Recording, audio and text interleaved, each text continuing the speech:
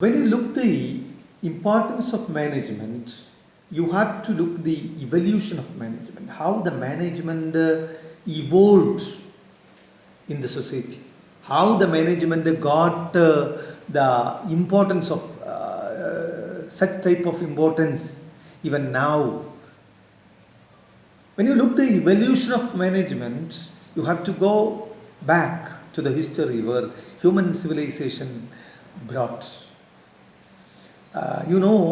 Human beings lived in the community of either forest or somewhere. No management system is there because everybody lived for their survival. Gradually, it turned into farming and agriculture. When agriculture introduced, the barter system introduced. When barter system introduced, people exchange their goods and services. There is no need of any management philosophy. But once the system of money introduced, the role of management came. Because everybody now focus on how to increase the money. So exploitation automatically come. When exploitation come, capitalism came. When capitalism came, two division of society came, poor and rich. Rich people and capitalists exploited the poor people, the workers, those who have physical strength can utilize more and earn more money. So once it came, there is a group of people who called as management needed for compelling the workers to work. The continuous exploitation, happened in earlier. Once the continuous exploitation came, because everybody focused on the production, really a new turn came that it is not scientific to treat workers like animals or machines. It is very easy to explore their potentials by understanding their caliber, efficiency, etc. Then the new concept came that divided the people into two, poor, the efficient and inefficient. Adam Smith, for example, one of his contribution is very, very important as far as the management is concerned. He wrote a book called Wealth of Nation in 1776, advocated the economic advantage, just that the organization and the society would reap from the division of labor. So he focused on how to increase the productivity by increasing each worker's skill and dexterity. The time saved, that is commonly lost in changing tasks, the creation of labor saving inventions and machinery, etc. So once this system introduced, workers are being excused or exploited by the owners, the capitalists.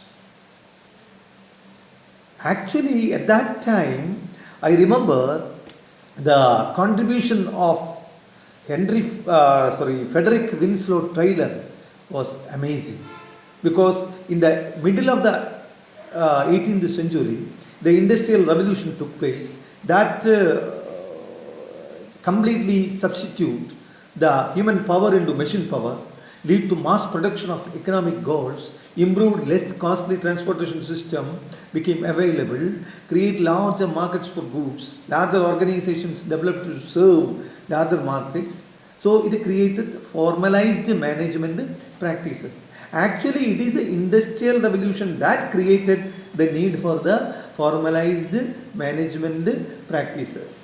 At that time, Frederick Winslow Taylor, who is called the father of scientific management, Frank and Lillian Gilbreth, Henry Gant, etc., developed a new approach called a classical approach. The term used to describe the hypothesis of the scientific management theorist and the general administrative theorist. That means the classical approach is the approach actually developed mainly by Frederick Winslow Taylor, who advocated the use of scientific method to define the one best way for a job to be done. He believed that increased efficiency could be achieved by selecting the right people for that job and training them to do it precisely in the one best way. So, to motivate workers, he favored incentive wages. When you ask, is it also a part of exploitation? I totally agree. It is also a part of exploitation as the very traditional theory management followers developed. But at the same time, he just focused to motivate the workers, even for giving incentives or separated management.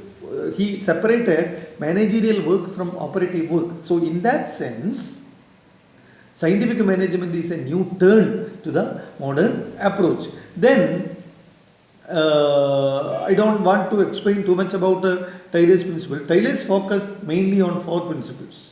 One is he developed a science of each element of an individual's work, which replaces the old rule of thumb method. Second, he scientifically select and train, teach, and develop the work. Fourth, he heartily cooperate with the workers so as to ensure that all work done in accordance with the principles of the science that has been developed. Then he divide and work responsibility. So first he develop a scientific method for assessing each individual's work. Then he focus on scientific selection and training. Then he developed some system on how to get the cooperation of the workers, and then he divide the work and the responsibility. That was a contribution of the Frederick Winslow Taylor. That is why he is called the father of scientific management. At that time, some other contributors are also there. For example, Frank and Lillian Gilbert, Henry Kant, etc. For example, one of the major contribution